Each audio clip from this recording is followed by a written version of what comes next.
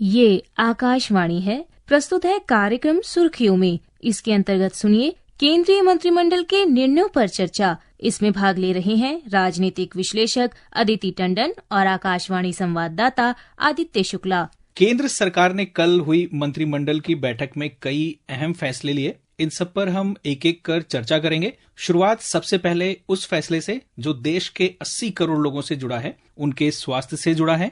सरकार ने प्रधानमंत्री गरीब कल्याण अन्न योजना के तहत पोषण युक्त चावल उपलब्ध कराने की समय सीमा को बढ़ाकर दिसंबर 2028 कर दिया है। यानी अगले 4 सालों तक देश के जरूरतमंद परिवारों को पोषण युक्त चावल मिलता रहेगा। इस पर और चर्चा के लिए हमारे साथ हैं राजनीतिक विश्लेषक अदिति टंडन जी। अदिति, आपका स्वागत है। धन्यवाद। आइए पहले सुनते हैं केंद्रीय मंत्री अश्विनी वैष्णव ने इस फैसले के बारे में मीडिया को बताते हुए क्या कहा। 80 करोड़ नागरिकों को महीने के महीने फ्री राशन जो पहुंचाया जाता है, इस फ्री राशन के माध्यम से किस तरह से न्यूट्रिशन सिक्योरिटी लाए और किस तरह से दो जो बहुत बड़ी समस्याएं हैं, एनीमिया की समस्या और माइक्रो न्यूट्रिएंट्स की deficiency, how do we address the two major problems that are facing our society. शुरुआत इसी सवाल से कि पोषण युक्त चावल क्या होता है, आम चावल से ये कैसे अलग होता है, साथ ही चावल को पोषण युक्त बनाने की शुरुआत क्यों और कैसे हुई, और सरकार जैसे कहती है कि इस फैसले से भारत को एनीमिया मुक्त बनाने में भी मदद मिलेगी, ये कैसे संभव होगा। जो फूड फोर्टिफिकेशन का कैंपेन है वो पूरे विश्व में सक्सेसफुली टेस्ट हुआ है। बहुत सारी कंट्रीज ने इसको अपनाया है। तरह तरह के फूड्स में आप फोर्टिफिकेशन करके ये कोशिश करते हैं कि आमतौर पे जो चीज कंज्यूम की जाती है, चाहे वो राइस है, चाहे वो व्हीट है या किसी और किस्म का स्टेपल फूड है, उसको और न्यूट्रिएंट रिच, उसमें और पोषक तत्व कैसे ऐड किए जा सकें। अब भारत में इसकी जरूरत इसलिए पड़ी क्योंकि आप जानते हैं कि नेशनल फैमिली हेल्थ सर्वे जितने भी बार हुआ है, अभी recently national family health survey 5 आया है, उसमें भी यही निकला है कि जो प्रोपोर्शन है प्रेग्नेंट इंडियन विमेन की, जो 15 साल से ऑनवर्ड्स और बाद में जो प्रेगनेंसी में भी विमेन की एनीमिया की जो प्रोपोर्शन है वो करीब करीब 50% है। और ये इसके बावजूद कि 1970 में इंडिया ने पहला प्रोग्राम बनाया था न्यूट्रिशनल एनीमिया से डील करने के लिए। उस प्रोग्राम में क्या होता था कि आप ये एक्सपेक्ट करते थे कि जितनी भी प्रेग्नेंट महिलाएं हैं वो 100 टैबलेट्स आयरन और फॉलिक एसिड की 3 महीने की प्रेगनेंसी में खा लेंगी, लेकिन उससे कुछ भी नहीं हुआ। क्योंकि बहुत वक्त तो ऐसा होता था कि महिलाएं खा नहीं पाती थी या उनको मिल नहीं पाती थी और किसी ना किसी वजह से ये प्रोग्राम फेल हो गया। बहुत सारे एक्सपेरिमेंट्स उसके बाद हुए कि किस तरीके से एनीमिया से डील किया जा सके। पहले तो आपके लिसनर्स के लिए ये बता दें कि एनीमिया जो है वो आयरन डेफिशिएंसी डिसऑर्डर ही नहीं है, उसमें यह भी है कि फॉलिक एसिड और विटामिन B12 की भी डेफिशिएंसी होती है। इन तीनों इंपॉर्टेंट न्यूट्रिएंट्स की डेफिशिएंसी होती है।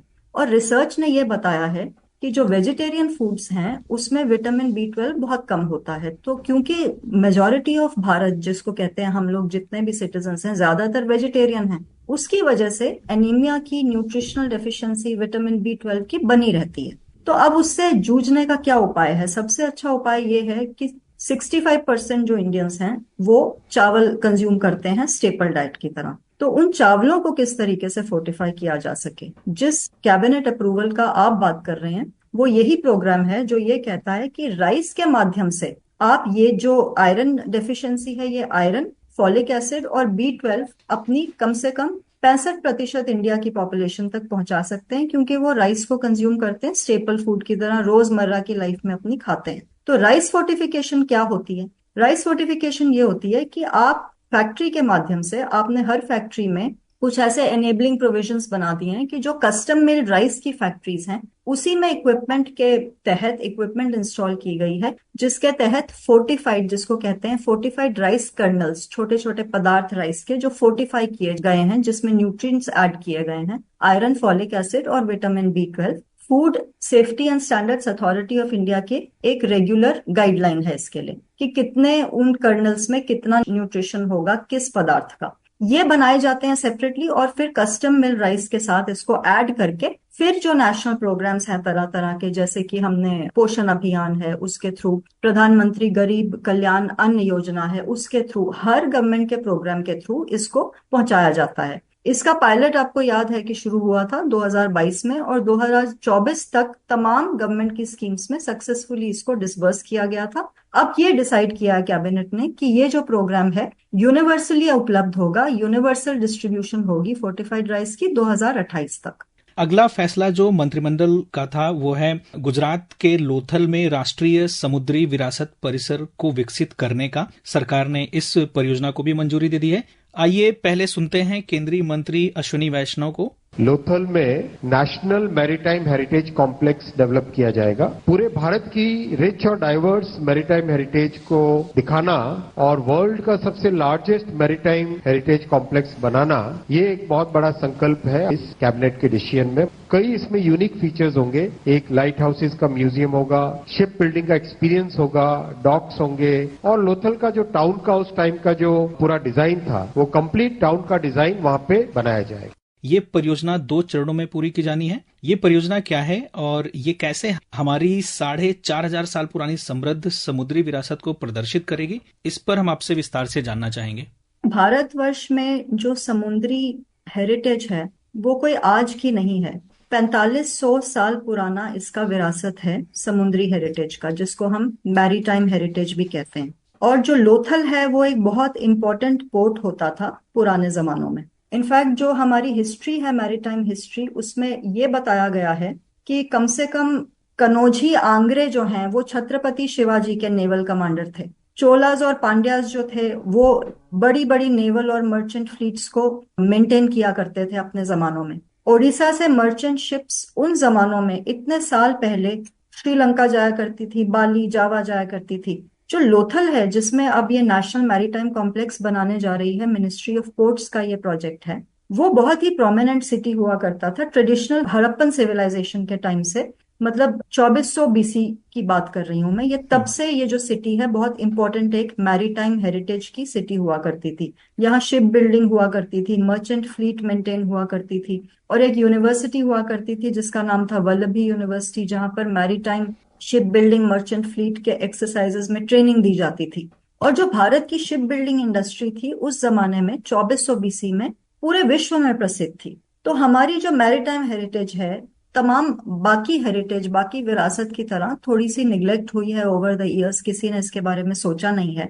तो क्योंकि लोथल हड़प्पन सिविलाइजेशन का एक बहुत इंपॉर्टेंट शहर था, एक इंपॉर्टेंट मैरीटाइम सेंटर था, इस वजह से मिनिस्ट्री ऑफ पोर्ट्स, शिपिंग और वाटरवेज ने ये डिसाइड किया कि जो world class national maritime heritage complex है, जिसको अभी कैबिनेट ने मंजूरी दी है लोथल में, वो लोथल में बनाया जाएगा। और इसका सबसे खूबसूरत जो एलिमेंट होगा वो ये होगा कि दुनिया का सबसे टॉल, जिसको कहते हैं लाइट हाउस म्यूजियम, बनाने का यहाँ पर प्लान है। बहुत कुछ बनेगा इसमें। 6 गैलरीज होंगी। उन गैलरीज में इंडियन नेवी और कोस्ट गार्ड के जितने भी एक्सटर्नल नेवल आर्टिफैक्ट्स जिसको हम कहते हैं, जैसे उसमें INS Nishank, sea Harrier war aircraft, UH-3 helicopter, उसमें रेप्लिका मॉडल लोथल टाउनशिप का जो उस जमाने में हड़प्पन टाइम्स में हुआ करती थी, वो क्रिएट किया जाएगा। ये जो पूरा कॉम्प्लेक्स है, इसका जो डिजाइन है वो बहुत ही रिनाउंड जो आर्किटेक्ट्स हैं, हफीज कॉन्ट्रैक्टर, उन्होंने बनाया है। और जो कंस्ट्रक्शन है वो टाटा प्रोजेक्ट्स को दी गई है। आपको पता है कि टाटाज ने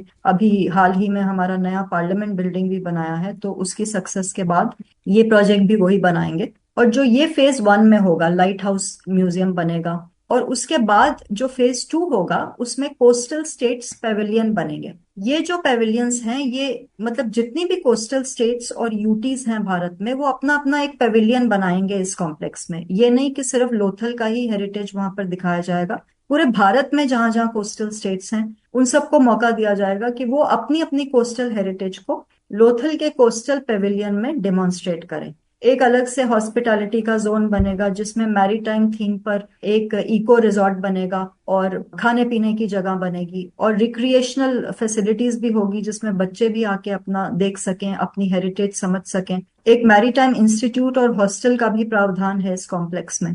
और 4 थीम बेस्ड पार्क्स बनेंगे, जिसमें पहला होगा मैरीटाइम, दूसरा होगा नेवल थीम पर, तीसरा क्लाइमेट चेंज थीम पार्क होगा, और चौथा होगा monuments and adventure and amusement park. तो ये एक बहुत ही कॉम्प्रिहेंसिव प्रोजेक्ट है। इस तरह से ये एक और भारत के पर्यटन स्थलों में से एक और खूबसूरत स्थल होने वाला है। बिल्कुल, और टूरिज्म को बढ़ावा देना एक बहुत इम्पोर्टेंट इस पर्टिकुलर हेरिटेज कॉम्प्लेक्स का जो है एक पर्पस है। और इससे ये भी उम्मीद की जा रही है कि 15,000 डायरेक्ट एम्प्लॉयमेंट और 7,000 इनडायरेक्ट एम्प्लॉयमेंट अपॉर्चुनिटीज क्रिएट होंगी। तो टोटल करीब 22,000 जॉब्स इससे एक्सपेक्टेड हैं कि क्रिएट होंगे। तो वो भी लोकल इकोनॉमी को भी एनर्जाइज करेंगे और टूरिज्म का तो एक बहुत बड़ा सेंटर ना सिर्फ भारत में बल्कि विश्व में बनेगा। क्योंकि जैसा मैंने कहा कि जो लाइट हाउस म्यूजियम बनाने का प्रावधान है, वो जो लाइट हाउस म्यूजियम है आदित्य, वो directorate general of light houses and light ships, ये बहुत ही इंटरेस्टिंग एक संस्था है जिसपे बहुत ध्यान नहीं जाता है। क्योंकि हमें पता है कि मैरीटाइम हेरिटेज की तो कोई बात ही नहीं करता। ये पहली बार हमने भी सुना है अपनी लंबे करियर में कि ऐसी कोई बात भी हो रही है। तो वो लाइट हाउस म्यूजियम जो होगा वो दुनिया का सबसे tallest museum, light house museum बनाने का प्रावधान है। तो एक ग्लोबल जिसको कहते हैं हॉलमार्क बनेगा वो, ना सिर्फ भारत का।